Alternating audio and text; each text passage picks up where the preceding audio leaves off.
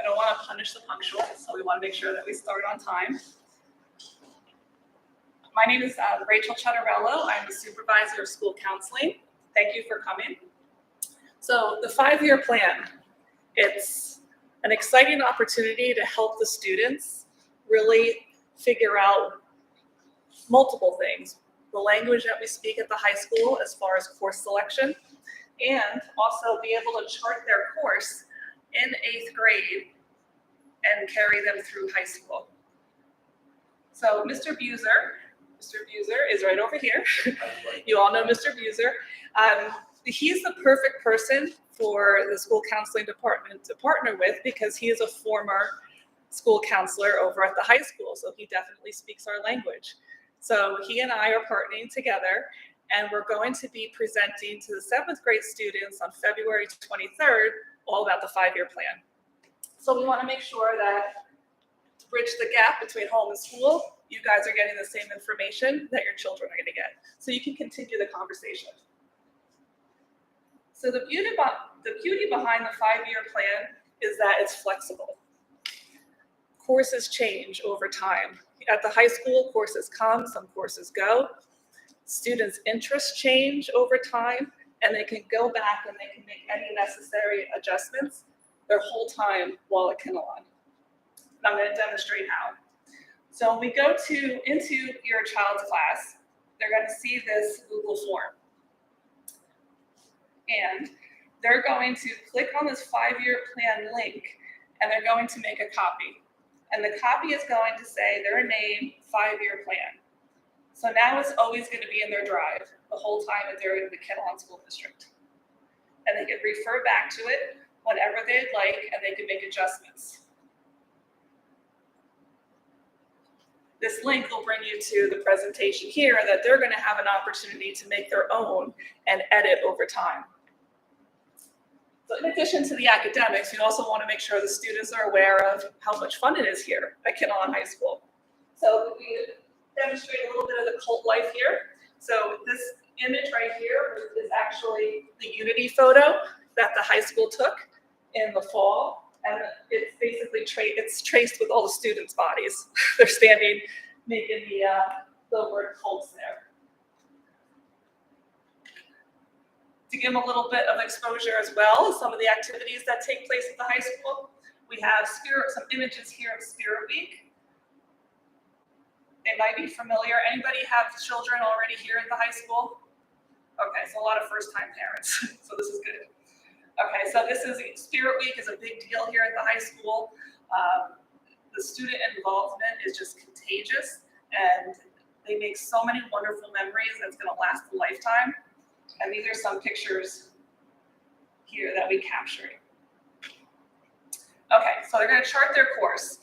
Now, at the high school, they're going to be hearing all different words. They're going to hear GPA maybe for the first time, course sequence, levels. They're going to hear words like dual enrollment, graduation requirements, things they may not be familiar with. So we're going to make sure they understand these terms and help them chart their course.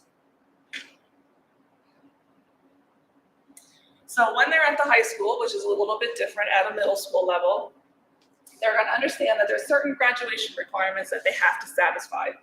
140 credits are required for graduation.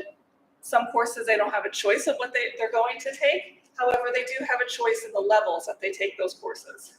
So for example, English, they have to take 20 credits, which is a year of English every year. So 4 years of an English.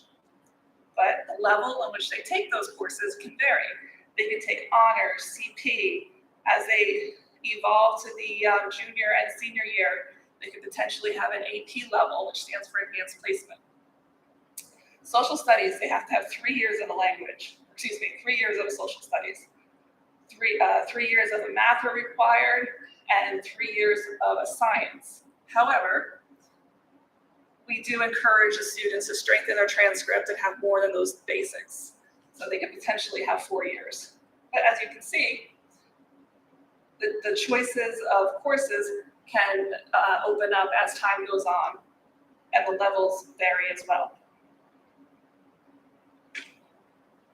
4 years of physical education. Kinnelon requires 2 years of a language. 21st century and careers, that's a state requirement. The students have to have 5 credits before they graduate. They can do it all their freshman year, they can do some their freshman year, some their junior year. It depends. But as long as they have 5 credits before graduating, they're in the clear. And the same thing with the visual and performing arts. Now, what courses satisfy those? This is our current program of studies. And the program of studies is really our Bible. And we always refer students to the program of studies. I'm going through it quickly. There's a lot of information in here, but I want to point out something specific. They have course descriptions for each course. Let me just go through it quickly, but I just want to find something specific. For example, it's divided up by departments. Business law, here is an example, a description of what that business law course is. The grade levels that this is open to, how many credits. 2.5 credits means it's a semester class. 5 credits means it's a full year class. So the students can start exploring at an early age, at 7th grade of, this sounds interesting. Maybe this is something I'm gonna wanna pursue. So we can plant the seed early. And every department has all these different course descriptions. Even the core classes here, English honors, it gives a little bit of a description. If the course has a prerequisite, which means you need to take this course prior to taking this particular course of interest, it's important to know what that prerequisite is so you can plan for that in advance and put that on your 5-year plan.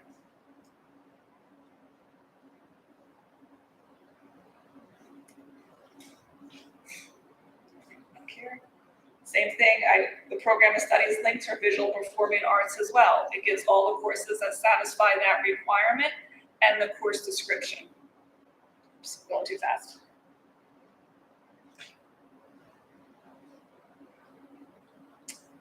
So this is a sample sequence, and the students, you're going to see shortly, the students will be filling in their own sequence, but this is just a model that when they have an opportunity to fill in their own, they can follow.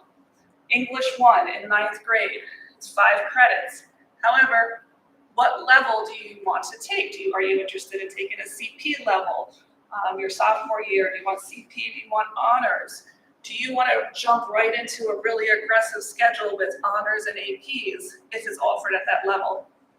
That's a family conversation, which is important for you to be aware that they're creating this plan and you can refer back and talk to them about it and start the conversation early.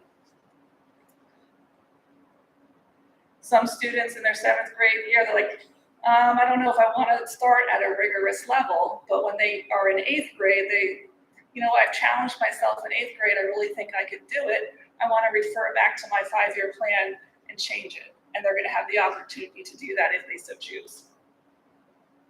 And they can fill in their credits as well. So this is a new term for a lot of students, GPA weight. So we have an advanced placement, which is the most rigorous of our courses, and it has a higher GPA weight. Basically, you have an opportunity for your GPA to be elevated if you're successful because it's a more rigorous course. Honors, you get rewarded with rigorous weight as well, and then CP level. And students don't always know that jumping in, that their GPA is affected by the course level that they do take. But we don't want to, when they start high school, we always want to make sure that they realize that they're building a transcript for college. However, colleges like to see that there's a maturity from year to year. If you go into the gate with these really aggressive courses and don't necessarily do well, it's not in the student's interest. So balance is important and really knowing themselves. So here's an example. So where you start, more so with math, where you start your 8th grade year mathematically can impact where you are placed in 9th grade. And we want them to be aware of that early, which is why we're having this conversation. So grade 8, if you're taking Algebra 1, here's a potential sequence for your child.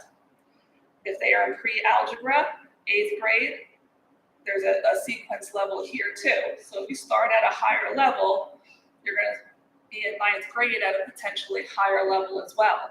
But you have to remember, if you start high, you end high, and that might not be the best place. So you want to make sure that you realize in your plan, if I start here, I'm going to end at this really challenging course. Is that where I want to be my senior year? And you can always reflect back to those course descriptions and really digest it as a family and figure out what would be a good path for you. English sequence is a little bit more straightforward. English 8, we go through 9th through 10th grade in your typical sequence, but you can change your rigor as your years progress. Honors, and advanced placement. So AP is College Board driven, and at the end of the AP exam, at the end of the AP course, the students take an AP exam, and they could potentially get a 5 or less than a 5. 3 is considered passing. But just they have to know, full transparency, if you're taking an AP course, you need to take the AP exam. Here's a science track, which is also going to be shared with your children as well, and they can chart their course as well as far as their science interests. Social studies, US 1, US 2, world, and then in 11th and 12th grade, they can take some sort of academic elective if they want to continue a 4th year. We have our language track here. I would have a conversation, with your children as far as what language they are interested in. And again, if they start at a really high level and you want 4 years of a language, they have to know that senior year they're going to end up at a very competitive level, and hopefully that works for them. So we have a lot of electives here at KHS, and it's important for the students to refer back to the program of studies, which I pointed out earlier, that really breaks down all these different course electives. This is a really good time for students to take some healthy risks and figure out, I want to take some business courses because I think I want to be an accountant. That's great. Find out in high school if you like it or not. You don't want to pay a semester of tuition in college and realize, I hate accounting. You got to find that out early. So it's important to take some healthy risks. And even there's so many clubs and so many other activities for students to be involved in. Sometimes hobbies and clubs turn into careers. So take some healthy exploring is really important as well. We have an allied health program here, dual enrollment with Rutgers University. And here's a brochure here. And I'm going to post these links on the school counseling website so you can always refer back to them because there's a lot of live links here. So this is an opportunity. We have, hold on, I'm getting ahead of myself. So we have here, we're trying to create, hold on, these all start at the same time. So in addition to talking about those electives that you can read about, we're in the process of creating a library of different videos for students to actually take a look at different elective opportunities they may be interested in as well. So I'll show a few clips of each. Advanced digital communications is where we take that next step from intro and we actually film and learn how to use everything in the studio and film our shows, film certain videos for certain projects, and we put it all together using Premiere Pro and other types of software. Advanced 1 Digital Communications is a deeper dive into the digital communications world. You are able to go into the studio and produce shows for your school, and you also start editing a lot more than you do in Intro to Tech.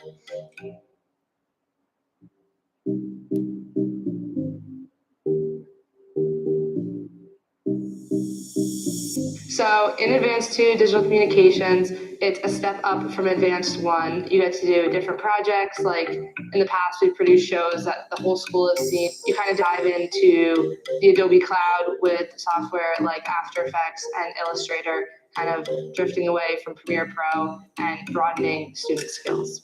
With Advanced 2 being the highest level of filmmaking class, Mr. DeWalt expects a lot, high expectations for the students, whether that is creating projects, working on studio broadcast.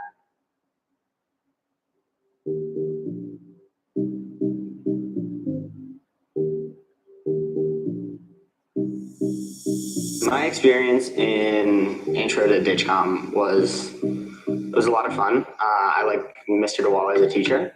I think he does a good job like trying to understand the student and not like push them too hard, but get them to work well. And it's a really fun course, and I think I accomplished what I wanted to do. Intro to Digital Communication class for student is really hands-on, and it introduces everyone to the 21st century technology.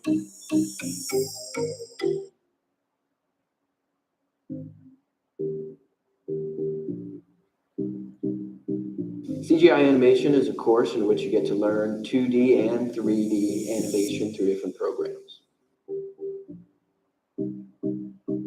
CGI animation is unique for students because they're able to like come in here and like work on projects that you don't usually see anywhere else. So you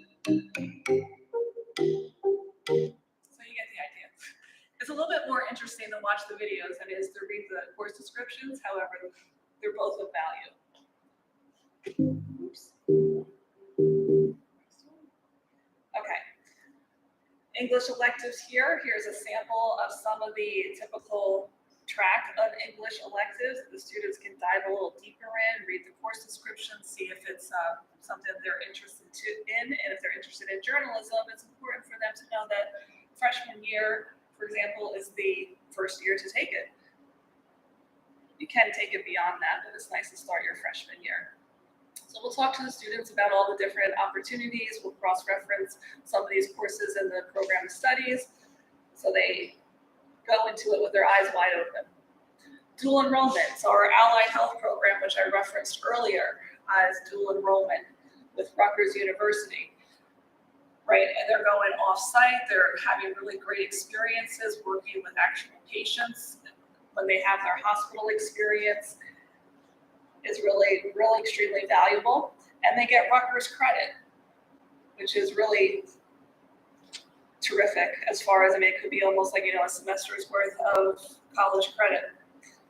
Syracuse University, we have dual enrollment with psychology. Students take the dual enrollment course with our teacher here at the high school, who's affiliated with these universities, and they graduate with Syracuse University credit that could be transferred to a different school. It doesn't have to be Syracuse, it could transfer to any other school. And it's a lot less expensive taking it here. Syracuse is about $320, which is a deal when you think of college tuition. William Patterson University, we have a relationship with them for these dual enrollment courses for journalism, advanced creative writing, writing 101, and they can take those credits with them when they graduate. And the University of Albany, we also have other research classes in the science department, and we're building these as well. We're looking to introduce some more. This is what we currently have.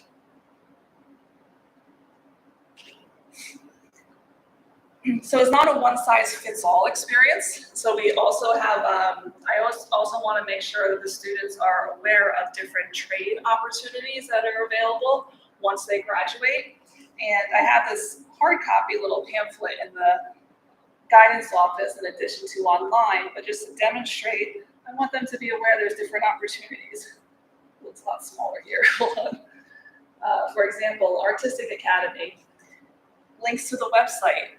Students who might be interested in pursuing this, they can start investigating at the middle school level. Is this something that's of interest to me? If so, I'm going to talk about my counselor and how to get there.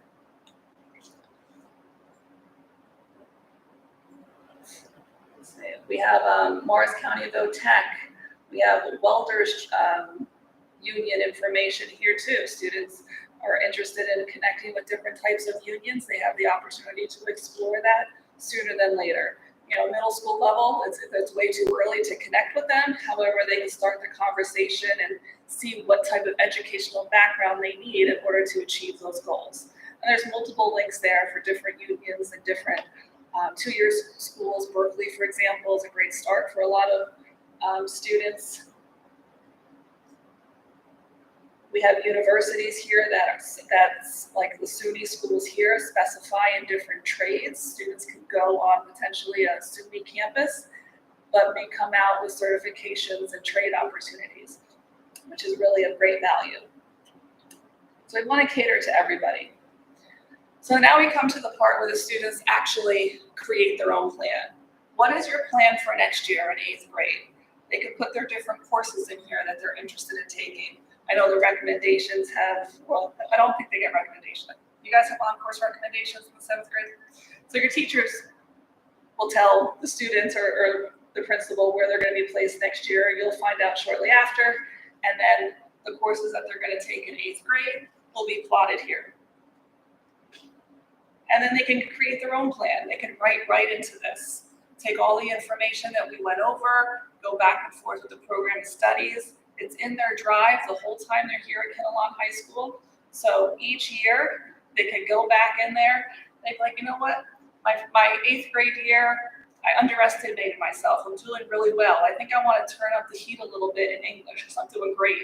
Maybe they change their level. They go to honors, to AP within their plan. They can go back and forth as they grow. Their interests change. Their maturity level changes. And that's the beauty of this, is that it's flexible and it grows with them. So they can, and the credit value they can put right here, and they can put the name of the course and the level that they're thinking about pursuing. Each year, the counselor, when they're meeting with them to plan for the next year, they could say, pull up your 5-year plan in your drive right there on their Chromebook, and they can have a conversation of this is what they were thinking the last time they filled it out. And they can take it from there and have a conversation and move forward.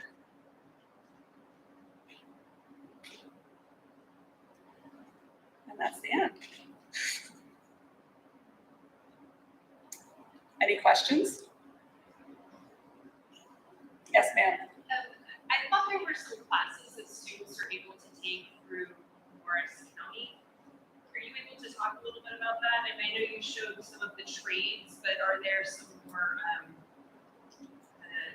different academic classes where you can take as well? So as for Morris County College, I just always heard that once they get here that there's a possibility to take some more advanced level classes if they had more of a focus in certain areas. so that would be, so there's always, we can always have that conversation. We've had students who have had conversations with their supervisors. The subject area supervisor would be the first person to contact in regard to that, in addition to the counselor. And you can start that conversation about you potentially want to accelerate or enhance and how that would look.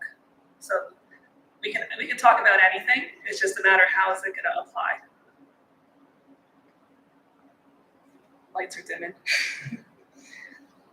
So we'll be in the classrooms on the 23rd. So mark your calendar. So when your children come home after the 23rd, please have a conversation with them. They should have this in their drive.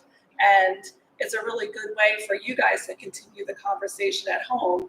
Like, oh, I didn't realize you're interested in business. And you could continue that conversation and refer back to the program of studies. And hopefully I'll have more elective videos as time goes on. It's a slow collection.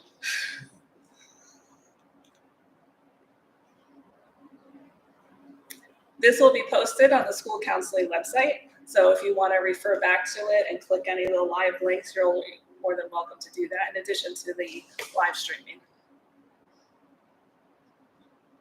All right. If you want to come up and ask me any other questions later, I'll be up here for a little bit. But thank you for coming, especially coming out on a rainy night before a holiday weekend. I appreciate it. And thank you, everybody in the virtual world. Thank you. My pleasure. It was nice to meet you.